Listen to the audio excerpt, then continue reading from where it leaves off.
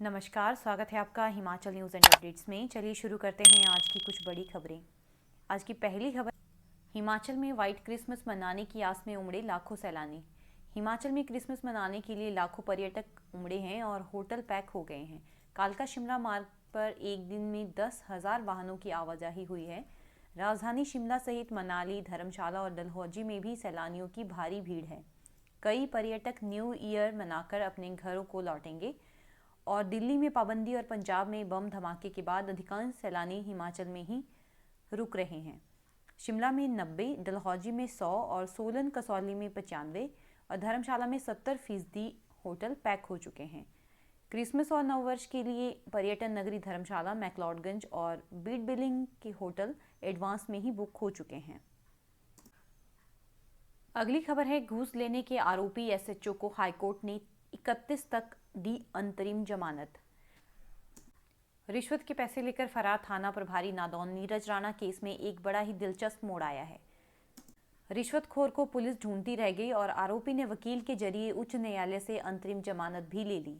प्रदेश high court ने हमीरपुर जिले में नादौन पुलिस थाना के एसएचओ नीरज राणा को फिलहाल 31 दिसंबर तक अग्रिम जमानत दे दी है। एसएचओ पर रिश्वत लेने, जान से मारने की कोशिश करने व गाड़ी में नशीले पदार्थ रखने का आरोप है। प्रार्थी द्वारा दायर 3 जमानत याचिकाओं पर प्रारंभिक सुनवाई के पश्चात न्यायाधीश सीबी बारोवालिया अंतरिम जमानत दी है। आरोपी का मोबाइल बंद होने और एफआईआर दर्ज होने के बावजूद वह पकड़ से बाहर रहा है। अब हाईकोर्ट ने नीरज राणा को 31 दिसंबर तक अंतरिम जमानत देकर विजिलेंस विभाग से इस केस का रिकॉर्ड तलब किया है। फिलहाल आरोपी एसएचओ को गिरफ्तारी से राहत मिल गई है, लेकिन उसे विजिलेंस और पुलिस जांच में पूरा सहयोग करना होगा। वह प्रदेश छोड़कर बाहर नहीं जा सकता। अगली खबर है, बिलासपुर में चंदन के 10 पेड़ काट ले गए तस्कर।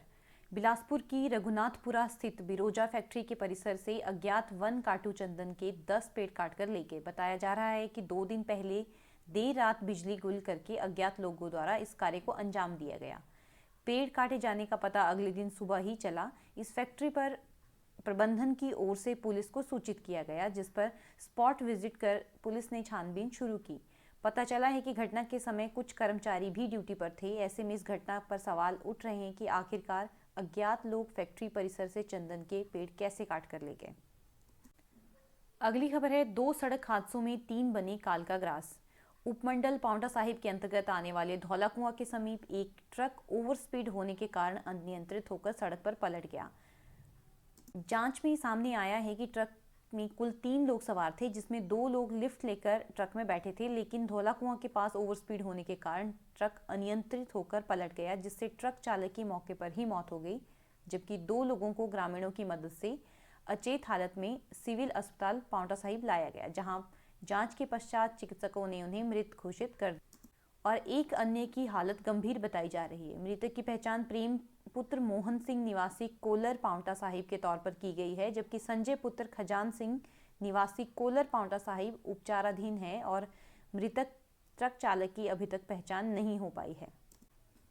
एक दूसरे सड़क हादसे में चंडीगढ़ मनाली नेशनल हाईवे के तहत चक्कर के पास एक तेज रफ्तार हाइड्रा क्रेन ने बाइक सवार युवक को पीछे से टक्कर मार दी, जिससे युवक की मौके पर ही मौत हो गई। टक्कर इतनी जोरदार थी कि बाइक सवार युवक बाइक समेत सड़क किनारे जा गिरा और बुरी तरह से घायल हो गया। मृतक की पहचान 29 वर्षीय रोहित कुमार पंजाब नेशनल बैंक शाखा नेर चौक में बैंक की कैश वैन चालक का कार्य करता था। वह गग्गल का रहने वाला था। अगली खबर है, फरवरी में कोरोना की तीसरी लहर आने की संभावना। ओमिक्रॉन की आशंका के चलते केंद्र ने हिमाचल सरकार को बिस्तरों की क्षमता बढ़ाने के निर्देश दिए हैं। संभावित तीसरी लहर के चलते ये निर्देश हुए हैं और वर्तमान में प्रदेश में 42 कोरोना कोविड सेंटर हैं। इनमें से 3,356 बिस्तर लगाए गए हैं। ऑक्सीजन बिस्तर 2,275 है और आईसीयू वाले 264 बेड हैं। इसमें 20 से 25% बढ़ोतरी करने की बात कही गई है। केंद्र सरकार की ओर से जारी गाइडलाइन के मुताबिक प्रदेश में कोरोना सैंपलिंग बढ़ाने के निर्देश भी दिए गए हैं। सार्वजनिक स्थानों पर मास्क लगाकर आवाजाही करना और जिलों में टीम गठित करने को कहा गया है। इसके साथ पंचायतों में बुजुर्गों के एम्बुलेंस के माध्यम से सैंपल एकत्र करने और बीमार लोगों पर आशा वर्कर, स्वास्थ्य कार्यकर्ताओं को निगरानी रखने के लिए कहा गया है। अगली खबर है 5 साल सेवाएं देने वाले डिप्लोमा प्राप्त पीस मील वर्कर बनेंगे जूनियर तकनीशियन। हिमाचल पथ परिवहन निगम की वर्कशॉप में तैनात डिप्लोमा और बिना डिप्लोमा प्राप्त सभी पीस मील वर्कर अनुबंध पर आएंगे। 5 साल सेवाएं देने के बाद डिप्लोमा प्राप्त वर्कर जूनियर तकनीशियन की श्रेणी में आएंगे, जबकि 6 साल का अनुभव प्राप्त बिना डिप्लोमा प्राप्त वर्करों को टायरमैन और वॉशरमैन बनाया जाएगा। डिप्लोमा प्राप्त करने के बाद इन्हें जूनियर तकनीशियन भी बनाया जा सकता है। निगम प्रबंधन के आरएम से वर्कशॉप में तैनाती सभी पीस मील वर्करों का रिकॉर्ड कार्यालय भेजने के लिए कहा गया है और इस महीने के अंत तक इन्हें अनुबंध पर लाया जाएगा। अगली खबर है आरकेएमबी में भिड़ी एबीवीपी और एसएफआई की कार्यकर्ता। विश्वविद्यालय के बाद अब राजकीय कन्या महाविद्यालय में एसएफआई और एबीवीपी कार्यकर्ता आपस में भिड़ गए। इसका एबीवीपी ने वीडियो वायरल किया है और यह कॉलेज के गेट पर दोनों संगठनों की छात्रा कार्यकर्ता के बीच हुए झगड़े का 41 सेकंड का वीडियो है। इसमें गेट के दोनों ओर खड़ी कार्यकर्ता एक दूसरे से हाथापाई करती नजर आ रही है। एक छात्रा को गले से पकड़ रखा है। दोनों गुटों में कहासुनी हो रही है और इस घटना को लेकर दोनों संगठन एक दूसरे को जिम्मेदार ठहरा रहे हैं। घटना करीब 4:30 बजे की बताई जा रही है। अब सवाल यह है कि कॉलेज के मुख्य गेट पर यह घटना हो रही है, उस समय कोई भी सुरक्षाकर्मी और शिक्षक वहां क्यों नहीं था? तो ये थी आज की कुछ बड़ी खबरें।